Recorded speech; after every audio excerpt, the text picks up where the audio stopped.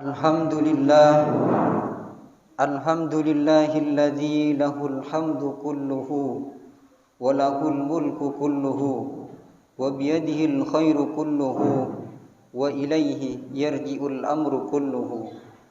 Wa ashhadu an la ilaha illallah wahdahu la syarika lah fi dzatihi wa asma'ihi wa sifatihi. Wa ashhadu anna Muhammadan abduhu wa rasuluh afdalu makhluqatihi.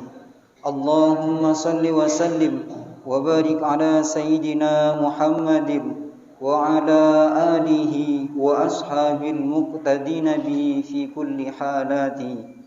Amma ba'du, faya ibadallah, usikum wa nafsi bitaqwallah wa tazawwadu fa inna khairaz zadi taqwa.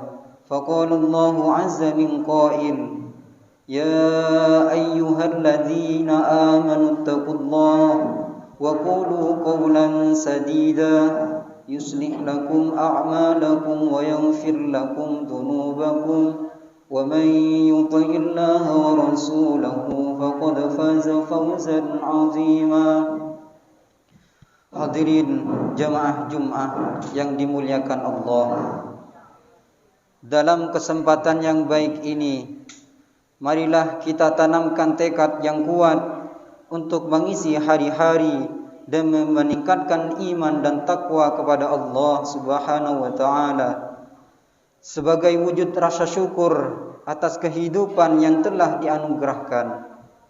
Dengan iman dan takwa sebagai rasa syukur, kita wujudkan kehidupan yang damai, makmur dan sentosa dengan penuh kesadaran akan jabatan sebagai khalifah di muka bumi yang akan dipertanggungjawabkan di hadapan Allah Subhanahu wa taala kelak di hari pengadilan.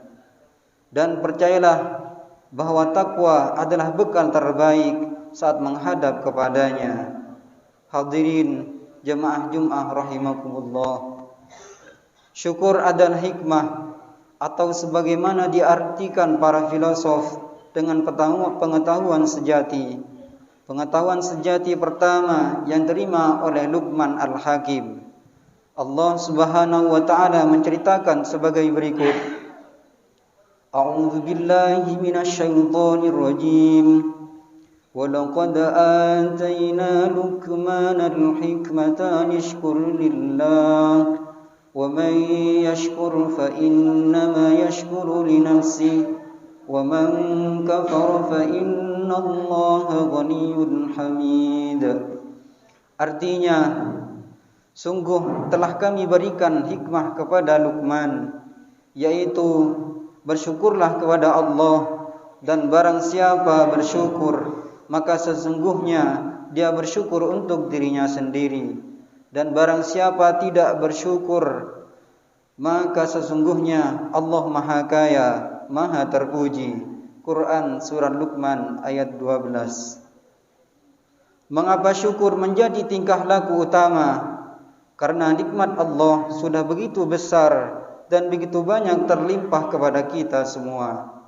Rasanya begitu malu jika kita masih meminta-minta kepada Allah, padahal sudah begitu banyak yang Ia curahkan. Kita terlalu banyak meminta tapi sedikit sekali bersyukur. Seharusnya kita banyak bersyukur tapi juga banyak meminta, karena Allah justru akan marah jika kita tidak meminta kepadanya. Ini menandakan bahwa sebanyak apapun kita meminta nikmat Allah, tidak jua habis dikuras. Allah sendiri menggambarkan dengan cara yang sangat cantik sekali seberapa banyak nikmat yang dapat Ia limpahkan kepada sekalian makhluknya. Allah berfirman, A'udzu billahi minasyaitonir rajim. Qul law kana al-bahru midadan li kalimati rabbi lanafidal bahru qabla an tanfad kalimatu rabbi walau ji'na bimithlihi madada. Artinya, katakanlah wahai Muhammad, seandainya air laut dijadikan tinta, untuk menghitung kalimah atau nikmat Tuhanku, maka habislah lautan itu sebelum nikmat-nikmat selesai dicatat. Bahkan jika seandainya Allah mendatangkan lagi jumlah lautan yang sama. Quran Surat Al-Kahfi ayat 109. Nikmat Allah begitu banyak, bahkan kehidupan hari ini adalah sebagian dari nikmat Allah Subhanahu wa taala. Dengan diberikan kehidupan, kita masih diberi kesempatan oleh Allah untuk membuktikan diri sebagai orang-orang yang pantas mendapat ridha Allah dan memasuki surganya. Ingatlah bahwa orang-orang yang telah meninggal berharap diberikan lagi kehidupan agar diberikan lagi kesempatan beribadah dan beramal. Karena jika maut sudah menjemput, kesempatan berbuat kebaikan sudah musnah dan harapan hidup di akhirat dengan keadaan berbahagia telah pupus. Nikmat Allah begitu banyak, bahkan nafas dan detak jantung yang bekerja saat ini adalah sebagian nikmat Allah Subhanahu wa taala. Bayangkanlah jika menderita sesak nafas saja sudah begitu menderitanya kita, apalagi jika nafas ini dicabut oleh Allah. Atau bayangkanlah jika detak jantung ini terlalu cepat atau terlalu lambat, sudah begitu sakitnya terasa oleh kita. Apalagi jika jantung sudah tak lagi bekerja memompa darah ke seluruh tubuh. Ingatlah karena itu untuk selalu bersyukur. Wajar kiranya Rasulullah dan para ulama mengajarkan kita untuk memulai hari dengan ungkapan rasa syukur.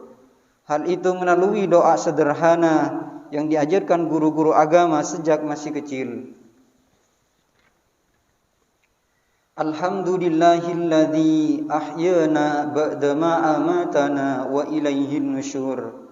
Artinya, segala puji bagi Allah yang telah menghidupkan kami setelah mematikan kami, dan kepadanya lah tempat kembali. Hadirin jemaah Jumat rahimakumullah. Lalu apakah syukur itu?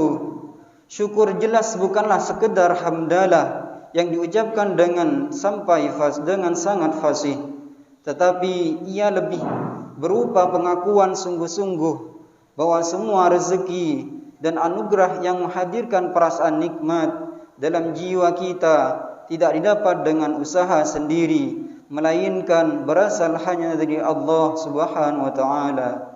Oleh karena itu, orang yang bersyukur akan terpatri dalam hatinya bahwa semua kenikmatan, pengetahuan, kemampuan, kekuasaan, dan harta yang dimiliki karena kehendak dari perbuatan Allah Subhanahu wa taala, bukan karena hendak dari perbuatan usaha sendiri. Dengan pengakuan ini, maka orang yang bersyukur akan menempatkan Allah sebagai sumber kenikmatan yang didapatnya. Kemudian kita memahami bahwa Allah adalah sumber kebaikan yang diketahui dari nama-nama dan sifat-sifatnya.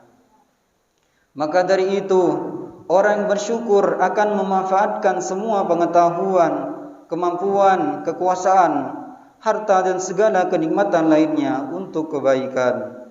Dengan berbuat kebaikan menggunakan rezeki dari Allah itu, orang yang bersyukur akan menciptakan kehidupan yang baik, kemakmuran masyarakat pun lahir, ketentraman tercipta, stabilitas terpelihara, dan peradaban yang maju akan menghampiri hidupnya dan bangsanya. Inilah yang dimaksud hikmah Allah yang diberikan kepada Luqman. Dan barang siapa yang bersyukur, maka sesungguhnya dia bersyukur untuk dirinya sendiri. Orang yang tidak bersyukur disebut Allah dengan kufur, atau dijabarkan lagi oleh ulama dengan sebutan kufur nikmah. Kata kufur juga berarti ingkar terhadap Allah. Orang yang ingkar disebut dengan kafir. Karena itu, orang yang tidak bersyukur berarti mengingkari bahwa pengetahuan, kemampuan, kekuasaan, harta dan segala kenikmatan yang lain diperolehnya berasal dari Allah. Dalam hatinya ia merasa bahwa nikmat yang didapatnya berasal dari usahanya dirinya sendiri.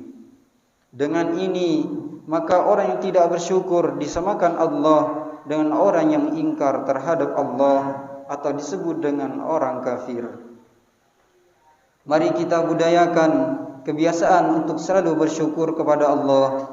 Semoga kita semua digolongkan oleh Allah termasuk dalam golongan hamba-hambanya yang solih, sebagaimana doa Nabi Sulaiman alaihi salam di atas. Amin ya rabbal alamin. Inna ahsanal kalami wa abyanan nizam kalamullahil malikil allami dil jalali wal ikram.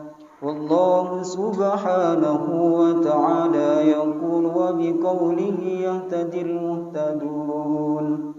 A'udzu billahi minasy syaithanir rajim. Bismillahirrahmanirrahim. Wal 'ashr innal insana lafi khusr illa alladhina amanu wa 'amilus solihati wa tawassaw bil haqqi wa tawassaw bis sabr. Barakallahu li wa lakum bil Qur'anil 'azim. ونفعني وإياكم بما فيه من الآيات وذكر الحكيم. أقول قولي هذا فاستغفر الله العظيم إنه هو الغفور الرحيم. اللهم صل وسلم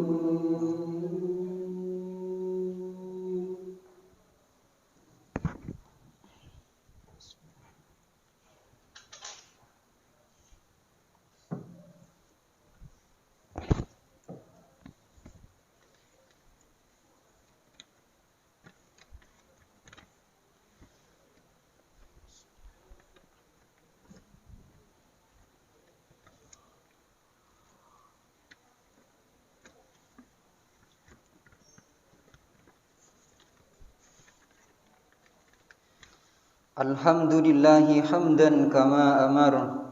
Wa ashhadu an la ilaha illallah wahdahu la syarika lah irghaman liman jahada bi wa kafar. Wa ashhadu anna sayyidana Muhammadan abduhu wa rasuluh sayyidul insi wal bashar. Allahumma salli wa sallim ala sayyidina Muhammadin wa ala alihi wa sahbihi mattasalat aynun binadharin wa udhunun bi khabar.